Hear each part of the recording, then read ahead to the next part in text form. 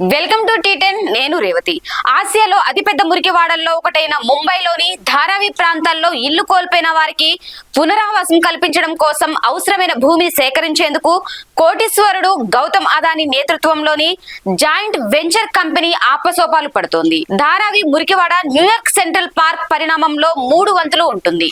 భూ సేకరణలో ఎదుర్కొన్న సమస్యల కారణంగా భారత్ అభివృద్ధి పథంలో దూసుకుపోతుందంటూ పాలకులు పలుకుతున్న ప్రగల్భాలను అది అపహాస్యం చేస్తూ కనిపిస్తోంది. ధారావి ప్రాంతంలో 594 ఎకరాల విస్తీర్ణంలో విస్తరించి ఉన్న మురికివాడను ఆధునిక సిటీ హబ్ గా మార్చేందుకు అదానీ గ్రూప్ గత సంవత్సరం $619 మిలియన్ బిడ్ ను సొంతం చేసుకుంది. అయితే అదానీ గ్రూప్ నకు ఆది నుండి సమస్యలే ఎదురవుతున్నాయి.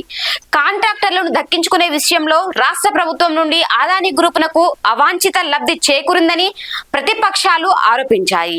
నిరసన ప్రదర్శనలు నిర్వహించాయి.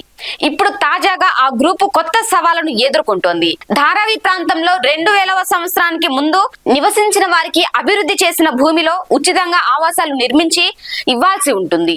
ఇల్లు కోల్పోయిన సుమారు 7 లక్షల మందికి గృహాల నిర్మాణం కోసం 580 ఎకరాలు అవసరమవుతాయి. వీరికి ఇళ్ల నిర్మాణం కోసం అదానీ గ్రూప్ చేస్తున్న ప్రయత్నాలు ఇంకా కొలిక్కి రాలేదు.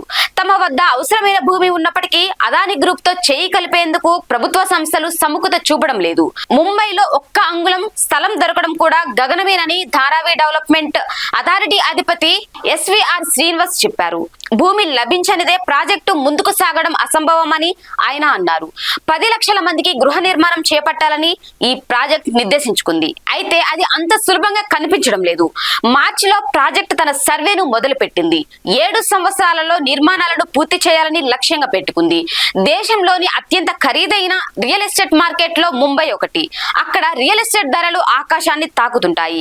భూమి దొరకడం చాలా కష్టంగా ఉంటుంది. ఈ పరిస్థితుల్లో ధారావిని తిరిగి అభివృద్ధి చేయడం పెను సవాళ్లతో కూడుకున్న పని అని అదానీ గ్రూప్ అంగీకరిస్తోంది. అయినప్పటికీ ఆ ప్రాంతంలో భవిష్యత్తులో కోటీశ్వరులు నివసిస్తారని బీరాలు పలుకుతుంది. ఇది ఇవాల్టి న్యూస్. చూస్తూనే ఉండండి టీ10.